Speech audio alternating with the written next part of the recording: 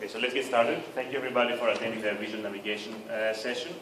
So our first speaker today is going to be Kai Chan from USC in America. And the title of the paper is Mobile Robot Monocular Vision Navigation based on road region and boundary estimation. So, hello everyone. Thanks for coming. So my name is Kai Chan. Today I'm going to present mobile robot monocular vision navigation based on region segmentation and boundary estimation. So in the visual road recognition, it's a critical problem in the autonomous navigation because it guides a robot through the unconstrained environment even without knowing the map. So in this kind of case, it's like before you figure out where you are, recognize the location, you can rely on the visual road recognition system to help you to guide along the road until you find the other landmark or something. So it's quite useful to me to use in the visual road recognition for the navigation task. But the problem for the vision road navigation job is like the hardest thing is like first thing, the recognition system needs to run real time, which means like we can only have around 100 milliseconds to process the entire image, and then this must be robust enough to not fail the robot in any single frames, because if just one frame fails, that means like the whole system will fail. But the bottom line is like in the vision road navigation road recognition job is like how we gonna distinguish which visual cue is belong to the road, which cue is not belong to the road. This is still a very hard problem. Like the example here is like if you have a shadow here, like how we gonna distinguish the shadow between the road area and then the non-road area? Both are the shadows. And sometimes how we gonna distinguish this is road, this is not road. And also like a lot of time the road will have occlusion by the people or the vehicle here. Like your example here is like if the people is just occlude the entire boundary, how we gonna distinguish the road and the non-road? The third is like the road have so different kind of type. So you have a concrete road, cement road, trail road, and then the shape or the texture can be all different. So it's very tricky problem here, like the trail here, and then the concrete here is completely different roads. So to solve this kind of problem, the people try to use in the color histogram type. So basically you try to rely on the color similarity with the road and its flanking area. Usually you try to fit a triangle shape on top of the image and try to distinguish the road and non-road area. The other type of the road recognition is based on the vantage point. First is like you try to find out where's the road vantage point. And then from this point, you try to extend two boundaries to distinguish the road and non-road area. So in our approach, we try to combine both color region base and then the boundary base. So by combining the both complementary approach, we can create a very robust system. And then we test this system on many different kinds of environments to show its robustness. So let's start with the region-based system first.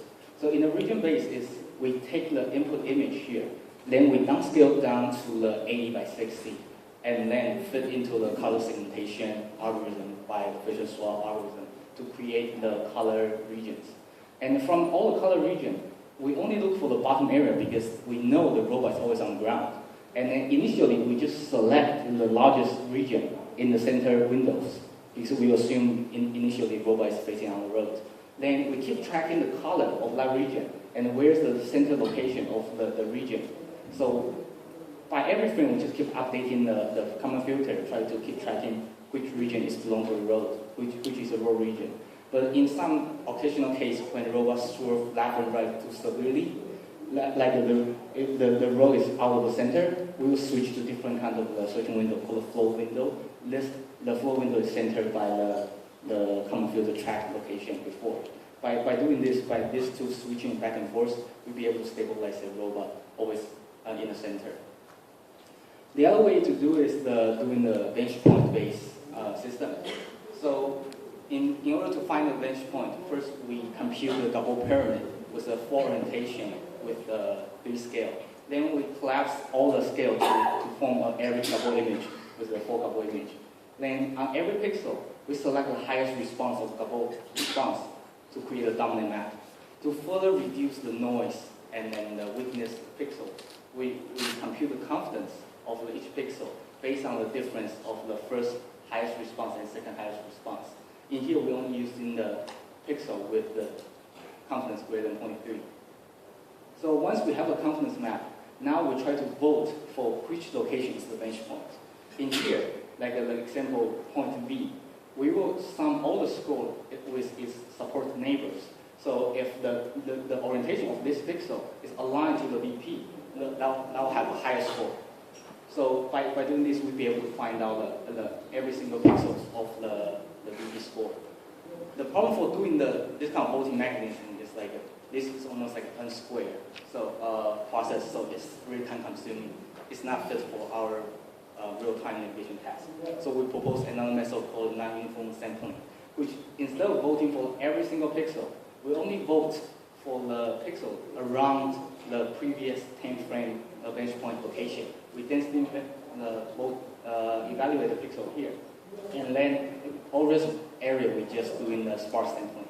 This reduces like 97% of the processing time. So it only takes 16 milliseconds to process the whole process. Yeah. So once we found out the bench point, then we extend 29 ray from this point as our row supporting rate. And each ray we perform 2 types of boundary score. First is using the color difference. Second is using the gobble response variance. So in the color difference, basically the idea is we try to maximize the difference between the inner row region and its flanking area. And then the gobble response is we try to measure all the pixels on this line. Just try to check which orientation it belongs to. If there's existing a line, most of the pixels should have the same orientation and have very similar response. So the variance should be really low using the gobble response. And once we combine them both, we'll be able to form a left and right boundary. And then we can just average out to find our center. So after we find our center, we fit the same information, the center and then the color in this region to the common filter we're using for the region base. So by combining the both information from boundary and then the color region to the common filter, we'll be able to find out what's the most likely row center. So for the autonomous navigation task, what we're going to do is just like align the image center with the row center. In this case, the robot will need to swerve to the right to align the center to the row center. And then in this case, we'll be able to stay on the row and then maintain the same heading. And then here is the quick demo video. So in here, we just handhold the camera behind the robot, and this is actually what robot sees. And this is the region-based system, and this is the boundary-based. And this is just what we said, non-uniform sampling. The combining score is by this circle. So as you can see here, the robot will just keep traveling through the environment. Sometimes you have people passing by, and then a lot of people just come in here, but the system still performs pretty well. It still navigates by itself. Oh, and this is the 10 times replay speed. Yeah, so all the way to the end.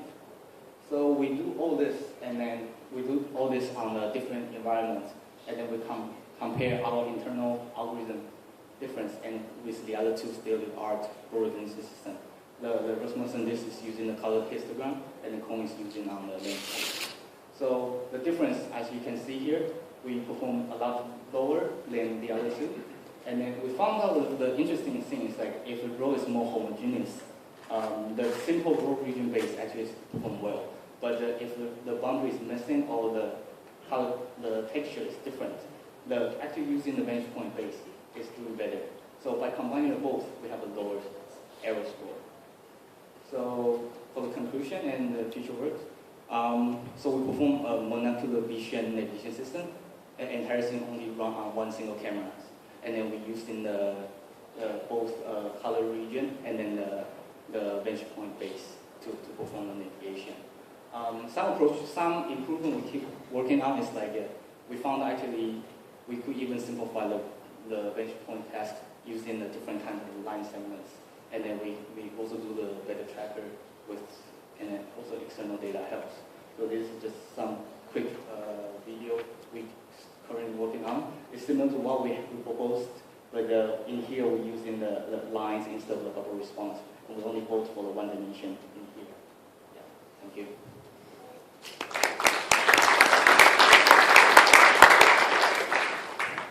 All right, so we have time for a couple of questions. So what will happen if the road is not straight? I'm just curious if the road is not straight. Actually, it's happening really often, and actually in our demo video, you see the road is not straight a lot of times. But because the region-based, color region-based system doesn't form a triangle shape, it can fit on any kind of shape of road.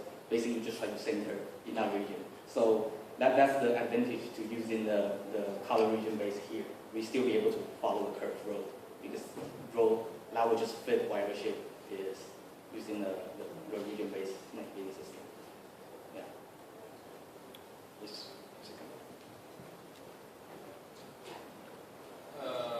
If the robot comes to a crossroad, like a junction, different, how the robot choose or?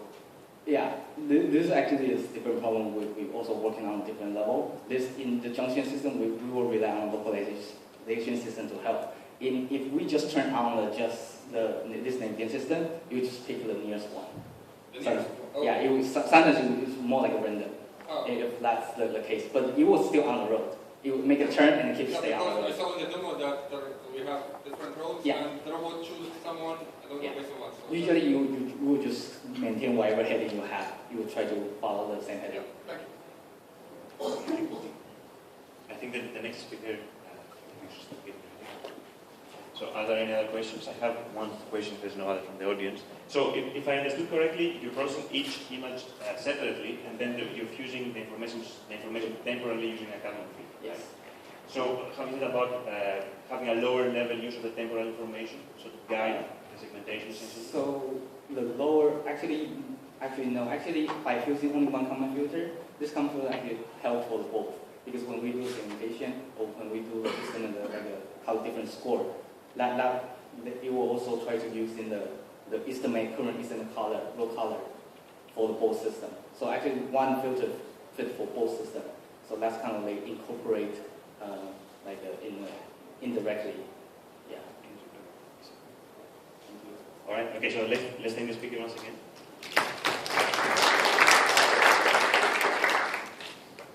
So our next speaker is actually the co-chair